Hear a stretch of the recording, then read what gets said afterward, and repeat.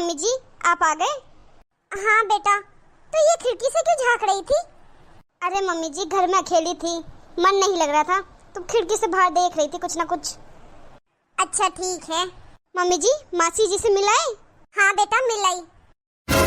अरे बेटा मुझे तेरी मासी से याद आया, उसकी बहू के मायके से बहुत सारा करवा चौथ का सामान आया है। तेरी मासी सास की भी 2 साड़ी आई है अच्छी अच्छी, बहुत सुंदर साड़ियाँ थी। और सबसे मुझे याद आया मेरी भी तो बेटी का पहला करवा चौथ है, तो फिर मुझे भी उसके ससुराल सिंगार का सामान और करवा भिजवाना पड़ेगा। पायल के लिए साड़ी, उसकी सास के लिए साड़ी, मैं तो भूल ही गई थी। मुझे तो वहाँ जाके याद आया, अब जल्दी से बाजार चलते हैं, लेट हो रहा है। हाँ मम्मी जी दीदी का पहला करवा चौथ है ना, और मेरा भी। हाँ बहू 4-5 दिन रहे करवा चौथ के। मैंने पायल को फोन कर दिया है, वो आती होगी, तू भी तैयार हो जा। पायल अपनी पसंद की साड़ी ले लेगी और खुद के सास के लिए भी पसंद कर लेगी साड़ी। उसे पता होगा उसकी सास को कैसी साड़ी पसंद है। हाँ मम्मी जी। जा बहू जल्दी जाके तैयार हो जा। मम्मी जी पहले आप खाना तो खा लो, खाना बना लिया है मैंने। अरे रहने दे बहू, बाजार से कुछ खा लेंगे, नहीं तो घर आके खा लेंगे वापस। मुझे इतनी भूख भी नहीं है, तेरी मासी के घर चाय नाश्ता कर लिया मैंने। मम्मी जी मेरा क्या काम है बाजार में, दीदी तो आ ही रही है, आप दोनों जाके ले आना। अरे पागल तेरे लिए भी तो लेनी है साड़ी, तू नहीं पहनेगी क्या करवा चौथ पे? मम्मी जी मेरे लिए? हाँ तेरे लिए भी, तू भी तो इस घर की सदस्य है। ठीक है मम्मी जी होती हूँ तैयार। एक बार फिर फोन कर देती हूँ पायल को, टाइम से आ जाएगी। माँ। अरे बेटा आज जल्दी आ गया ऑफिस से तू? वो माँ आज ऑफिस में कुछ काम नहीं था तो आ गया घर, आज तो फुल आराम करूँगा। अच्छा बेटा चाय बनाऊं तेरे लिए? नहीं मम्मी मैं तो अभी सोऊंगा थोड़ी देर। चल हमारे साथ बाजार चलना है तो चल। बाजार? क्यों माँ? वो पायल का पहला करवा चौथ है ना, तो उसके लिए सिंगार का सामान, उसके लिए साड़ी, उसकी सास के लिए साड़ी लेनी पड़ेगी ना, तो इसलिए बाजार जा रहे हैं शॉपिंग के लिए। तू भी चल साथ में, काजल भी चल रही है। तू क्या करेगा अकेला घर पे? नहीं मम्मी आप लोग जाओ, मैं तो थोड़ा आराम करूँगा। अच्छा चल ठीक है, पायल आ रही है, फिर निकलते हैं हम भी बाजार के लिए। पायल यहाँ आ रही है? हाँ बेटा क्यों क्या हुआ? अरे माँ मेरा मतलब पायल अपने ससुराल से यहाँ आएगी फिर बाजार जाएगी, बहुत टाइम लगेगा और थक भी जाएगी वो। इससे तो अच्छा उसको सीधा बाजार बुला दो और आप दोनों भी यहाँ से सीधा बाजार चली जाओ। और वैसे भी बाजार उसके ससुराल और मायके के बीच में ही तो पड़ता है, यहाँ आएगी फिर उल्टा बाजार जाएगी। हाँ बेटा ये भी तो ठीक कह रहा है, अभी पायल को फोन करके बोल देती हूँ कि सीधा वो परिधान साड़ी सेंटर आ जाएगी। बाजार में वहीं सबसे अच्छी साड़ियाँ मिलती है। ठीक है माँ आप बात करो, मैं चलता हूँ। हाँ पायल बेटा, बेटा तू निकल गई घर से? अच्छा हाँ तो एक काम करना, तू सीधा बाजार ही आ जा, वो परिधान साड़ी सेंटर है ना, वहीं आ जाना, वहीं मिल जाएंगे हम, फिर साथ में घर आ जाएंगे। काजल। अरे आप आज जल्दी आ गए ऑफिस से? हाँ वो आज ऑफिस में काम नहीं था इसलिए आ गया जल्दी। तुम तैयार हो गई? मम्मी बाजार के लिए बुला रही है। हाँ हो गई, पर मेरी जाने की इच्छा नहीं है। क्यों क्या हुआ काजल, इतनी उदास क्यों हो रही हो तुम? वो मेरा भी पहला करवा चौथ है, सबके मायके से सरगी आएगी, सास के कपड़े आते हैं, मेरे मायके से तो कुछ नहीं आएगा। पापा की तबीयत ठीक नहीं है ना, 2 दिन बाद करवा चौथ है। करवा चौथ वाले दिन शाम को कथा सुनते वक्त मायके से आई हुई सास की साड़ी रखनी पड़ती है, बिना सास की साड़ी के मैं कथा कैसे करूंगी जी?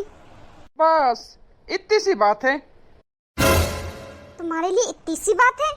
तुम नहीं समझोगे इसलिए तुम्हें इतनी सी बात लग रही है। अरे काजल तुम इतनी सी बात के लिए इतनी परेशान क्यों हो रही हो? तुम परेशान मत हो, मैं सब संभाल लूंगा। तुम अपनी सास का सूट जरूर रखोगी, ये मेरा तुमसे वादा है। चल अब जल्दी कर, मम्मी इंतजार कर रही है तेरा। आराम से और अच्छे से शॉपिंग करके आना। ठीक है जी।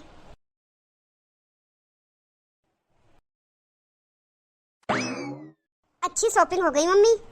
हाँ बेटा मुझे देना साड़ी, मैं अपनी सास को दिखाऊंगी आज। नहीं बेटा कल तेरे भैया भाभी आएंगे तुझे सड़गी देने और तेरा सिंगार और कपड़े सब देने, फिर दिखाना अपनी सास को। ठीक है मम्मी। ठीक है मम्मी जी आप दोनों बातें करो, मैं आपके लिए चाय नाश्ता बना के लाती हूँ।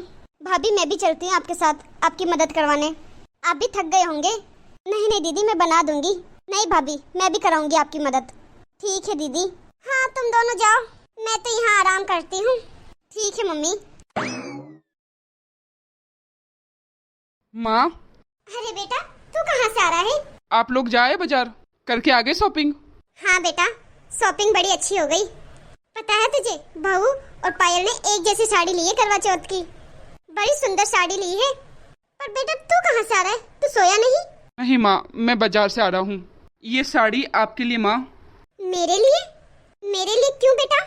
बेटा मैं अभी तो शॉपिंग करके आई हूँ, मैं अपने लिए भी नई साड़ी लाई हूँ, फिर तू क्यों लेके आ गया? अरे मम्मी, आपको क्या बताऊँ, काजल ना बहुत उदास हो रही थी।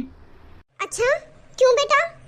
आपको तो पता है ना माँ, काजल के मायके वाले करवा चौथ का सामान देने यहाँ नहीं आ पाएंगे। हाँ तो इसमें क्या हुआ बेटा? अरे वो काजल बोल रही थी कि करवा चौथ वाले दिन कोई कथा होती है, उसमें सास के नए कपड़े रखते हैं जो बहू के मायके से आता है, तो उसके घर वाले तो आ नहीं पाएंगे, इसलिए मैं ले आया। अरे बेटा, ये सब की क्या जरूरत थी? बेटा ये सब कुछ जरूरी नहीं होता है। अरे बहू के मायके वाले नहीं आ रहे थे तो कोई बात नहीं, क्या हो गया इसमें? और वैसे ही बेटा, मुझे पता है बहू के पापा की तबीयत खराब है। मैंने उनको पहले ही फोन करके कह दिया था कि करवा चौथ का कुछ भी देने मत आना। करवा चौथ तो छोड़ो, कोई भी त्योहार का कुछ भी देने मत आना। अरे बहू, व्रत तो मेरे बेटे के लिए रख रही है, इस घर की सुख शांति के लिए रख रही है। मेरे बेटे की लंबी उम्र हो उसके लिए व्रत रख रही है। जब वो सब कुछ इस घर के लिए कर रही है तो फिर सामान उसके मायके से क्यों आएगा? मेरा बेटा ही लाएगा ना। बेटे के लिए व्रत कर रही तो बेटा ही लाएगा ना, बहू के मायके वाले क्यों लाएंगे? तभी तो माँ मैं लेके आया हूँ, आप ही का बेटा हूँ, आप जैसी समझ मेरे अंदर भी है। हाँ ये तो बहुत अच्छी बात है बेटा। और इसी साल नहीं, हर साल मैं ही लाऊंगा आपके लिए, क्योंकि काजल अब हमारी जिम्मेदारी है, मेरी जिम्मेदारी है, तो उसकी हर जरूरतें हम पूरी करेंगे, उसके मायके वाले नहीं। हाँ बेटा, यही सोच सबकी होनी चाहिए। आजकल के लोगों ने तो त्योहारों को तो धंधा ही बना दिया है। माँ बाप ने अपनी बेटी की शादी की, वैसे इतना खर्चा कर देते हैं वो अपनी बेटी की शादी में, फिर शादी के बाद तो एक लड़की की जिम्मेदारी ससुराल वालों को ही लेनी चाहिए। ससुराल वालों को बहू के मायके वालों से कोई उम्मीद नहीं रखनी चाहिए। हाँ मायके वाले भले आओ, बेटी से मिलो, अच्छे से खाओ, अच्छे से रहो, अच्छे से घूमो, पर ये लेन देन नहीं करना चाहिए।